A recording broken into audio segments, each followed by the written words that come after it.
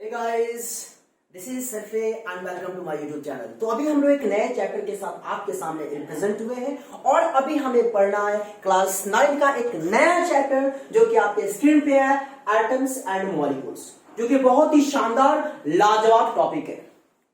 और इसका आज हमें आगाज करना है और हमें समझना है कि एटम्स एंड मॉलिक्यूल्स पहले क्या होता है और उसमें क्या क्या पढ़ना है। तो आज हम लोग बेसिक पढ़ेंगे, फिर नए वीडियो में मिलेंगे तो कुछ उसमें कुछ और भी ज्यादा एक्स्ट्रा पढ़ेंगे।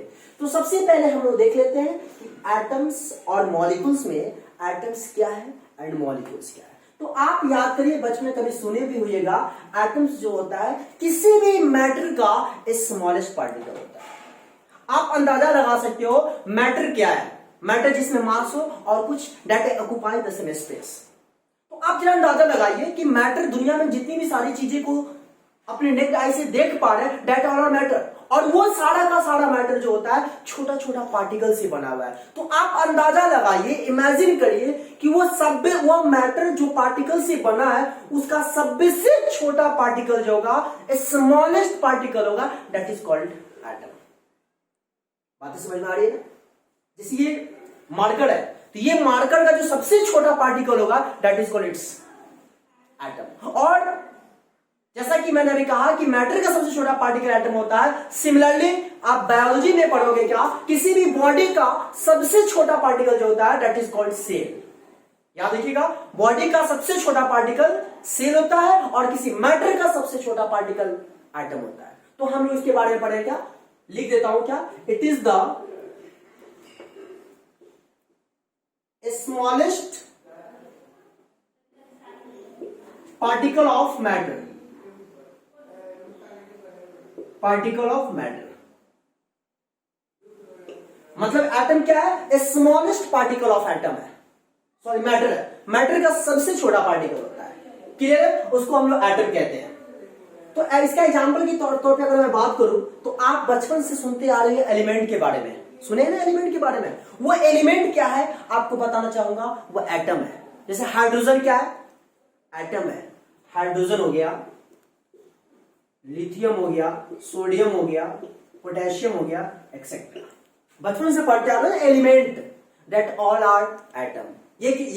ये जो बना है इससे क्या हुआ, सब दो चार एलिमेंट आपस में मिलकर किसी कोई दूसरी चीज का फॉर्मेशन करता है, वो क्या करता है हम लोग देखेंगे। तो ये सब जो देख पा रहे हो, this all are the smallest particle of a matter, smallest particle of a compound. बातें क्लियर है? इसको हम कहते हैं क्या, एटम कहते हैं। ठीक है, चलिए अब मॉलिक्यूल्स की मैं बात करूं तो ये मॉलिक्यूल्स जो होता है क्या होता है, जब आपस में दो या दो से ज्यादा एटम्स केमिकली कंबाइन टुगेदर करता है तो मॉलिक्यूल्स का फॉर्मेशन होता है। When two or more atoms chemically combine together,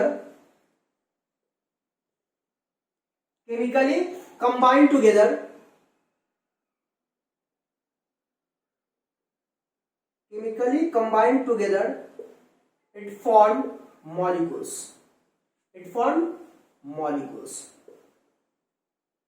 वो मॉलिक्यूल्स का फॉर्म करता है, मॉलिक्यूल्स बनाता है। कब, जब आपस में दो या दो से ज्यादा एटम मिल जाता है तो मॉलिक्यूल बनाता है। फॉर एग्जांपल आप गौर मार सकते हो, हाइड्रोजन प्लस हाइड्रोजन ये बनेगा H2, ऑक्सीजन प्लस ऑक्सीजन ये बनेगा O2, नाइट्रोजन प्लस नाइट्रोजन ये बनेगा N2। तो आप ये जो देख पा रहे हो, दिस ऑल आर मॉलिक्यूल्स।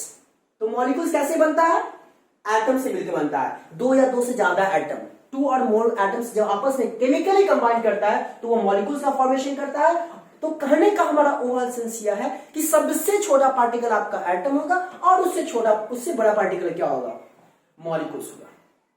अब आपको कभी कभी दे देगा एग्जाम में, अब बताया कि बताओ भाई ये एटम और मॉलिक्यूल कौन है, तो सिंपल सी बात, आप इतना जरूर ध्यान रखना कि जो तनहा होगा वो एटम होगा और जो कंबाइंड होगा वो मॉलिक्यूल होगा। जैसे आपसे पूछा जाएगा कि बताओ N और N2 में क्या फर्क है, what is the differences between N and N2। The N is a atom while N2 is molecule. H and H2. H is a hydrogen atom and H2 is a molecule, hydrogen molecule. O O2. O is oxygen atom and O2 is the oxygen molecule. ये molecule है, ये atom है। तो atoms और molecule समझे ना। Molecules कैसे बनता है, आपस में दो या दो से ज्यादा एटम मिलता है। तो एटम क्या होता है, मैटर का सबसे छोटा पार्टिकल होता है, जो तनहा होता है, समझ लो इतना, जो तनहा होता है, that is called what, atom. Clear है। चलिए, तो हमने अभी पढ़ा क्या, एटम्स एंड मॉलिक्यूल्स। अब रही बात क्या कि ये सारे एटम्स या मॉलिक्यूल जो होता है किसी केमिकल रिएक्शन में टेक पार्ट होता है, और जो किसी केमिकल रिएक्शन में टेक पार्ट होता है तो उसको हम कहते हैं लॉ ऑफ केमिकल कॉम्बिनेशन। क्या मैंने बोला, law of chemical combination, law of chemical combination. ये लॉ ऑफ केमिकल कॉम्बिनेशन क्या होता है कि आप जो देख पा रहे हो एटम्स या मॉलिक्यूल्स, ये सारा का सारा जो होता है किसी केमिस्ट्री के केमिकल रिएक्शन में टेक पार्ट होता है और कोई एक नया कंपाउंड या नया सब्सटेंस का फॉर्मेशन करता है। तो वो किस लॉ के तहत, इसी लॉ के तहत, लॉ ऑफ केमिकल कॉम्बिनेशन के तहत कोई कंपाउंड का फॉर्मेशन होता है। कैसे करता है, उसमें क्या कितना एटम टेक पार्ट होता है, कितना रिएक्टेंट में होता है, कितना प्रोडक्ट में होता है, ये सारा का सारा टर्म जो होता है ये लॉ ऑफ केमिकल कॉम्बिनेशन ही डिटरमाइन करता है। तो इस लॉ ऑफ केमिकल कॉम्बिनेशन में फर्स्ट लॉ जो हमारा पढ़ना है वो है, आपको बताऊंगा, law of conservation of mass. Law of conservation of mass. मैं आपको बताना चाहूंगा law of conservation of mass क्या होता है। बहुत ही शानदार टॉपिक है, law of conservation of mass. तो law of conservation of mass that was proposed by लेवॉइजर and, और जैसा कि आप जानते हो कि लेवॉइजर साहब जो थे वो केमिस्ट्री के फादर के नाम से जाने जाते हैं। और लेवॉइजर साहब इस लॉ में, law of conservation of mass में क्या कहते हैं कि बचपन से आपने ये भी सुना होगा, मास can neither be created nor be destroyed. पढ़े थे ना, मास can neither be created nor be destroyed. तो इस लॉ में लेवॉइजर साहब क्या कहते हैं कि कोई भी केमिकल रिएक्शन में आप जितना सब्सटेंस टेक पार्ट करोगे उतना ही रिएक्शन होने के बाद कोई सब्सटेंस मिलेगा। मतलब क्या कि यहां पे मास क्या हो रहा है, कंजर्व हो रहा है। मास क्या हो रहा है, कंजर्व हो रहा है। तो क्या लिखेंगे, क्या, this law was proposed by, this दिख रहा होगा, चलिए यहां नहीं देते हैं तो फिर, this law was proposed by Lavoisier।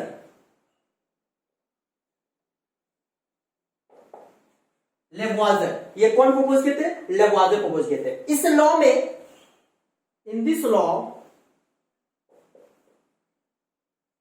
he states that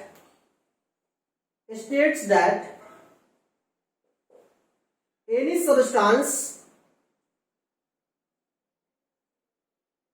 take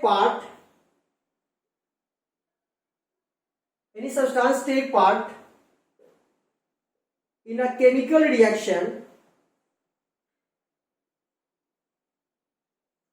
their mass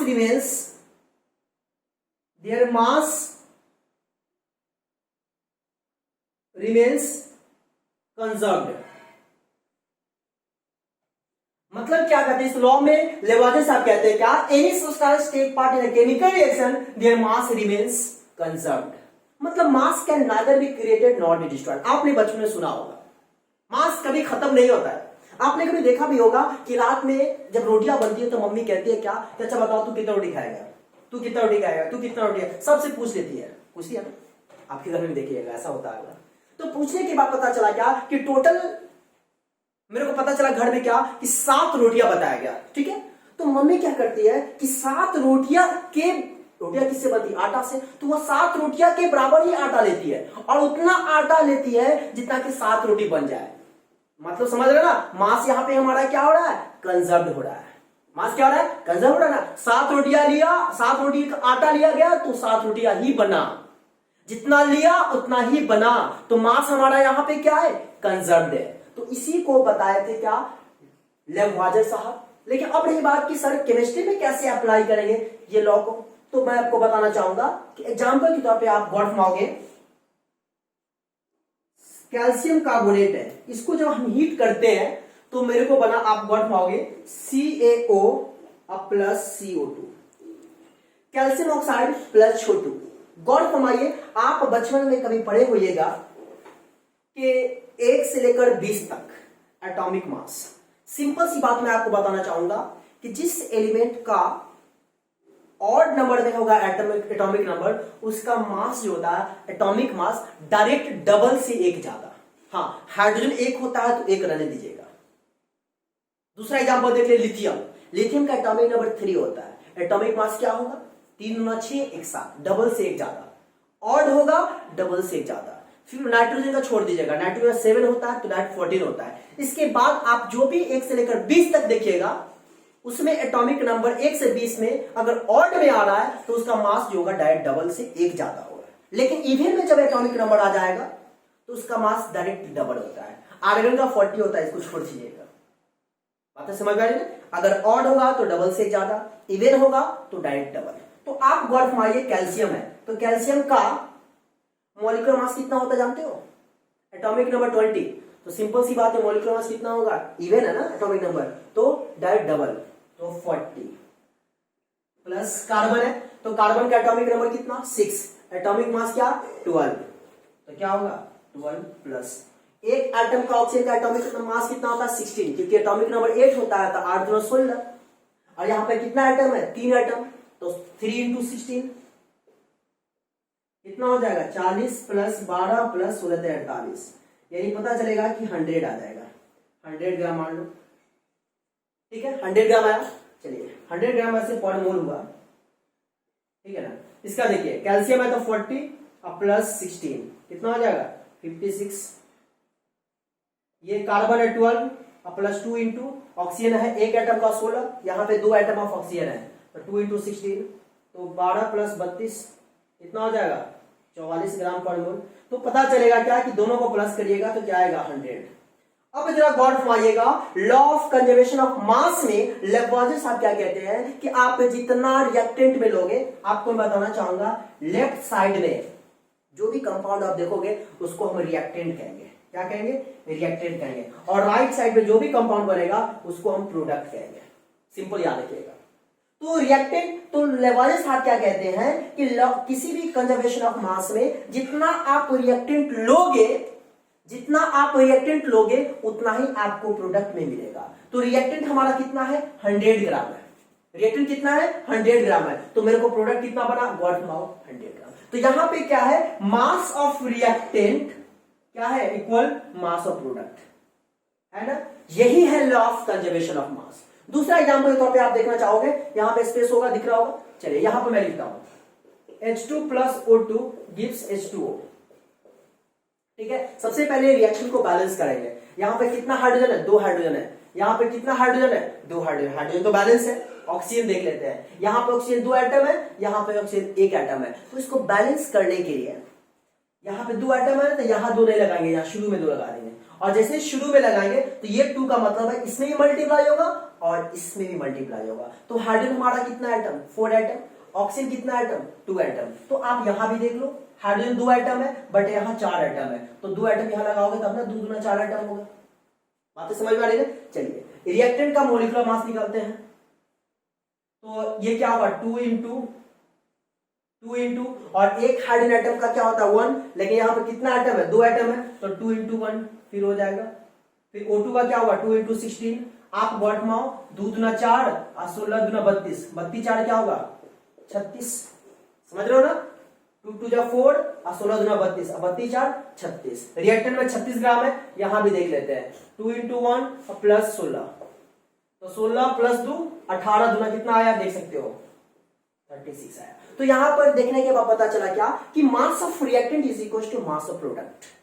उम्मीद है बातें समझ में आ रही है। तो ये है हमारा क्या? लॉ ऑफ कंजर्वेशन ऑफ मास। फिर हम लोग एक नए वीडियो में देखेंगे क्या? लॉ ऑफ कांस्टेंट प्रोपोर्शन, साथ ही इस पे कुछ न्यूमेरिकल्स भी देखेंगे। तो उम्मीद है बातें आपको समझ में आ रही होगी।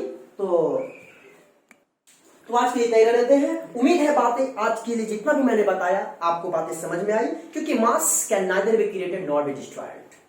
हमेशा याद रखिएगा कि लॉ ऑफ कंजर्वेशन ऑफ मास को कौन प्रपोज किए थे? लैवोइजे साहब किए थे। और इसमें मैंने क्या क्या बातें बताया जो अभी आपके सामने हमने डिस्कस किया। आशा करता हूं बातें क्लियर है। तो प्लीज आपसे रिक्वेस्ट है, वीडियो को लाइक करिए, दोस्तों के बीच शेयर करिए और चैनल पर नए हैं तो सब्सक्राइब कर बेल आइकन को प्रेस करिए। Thank you.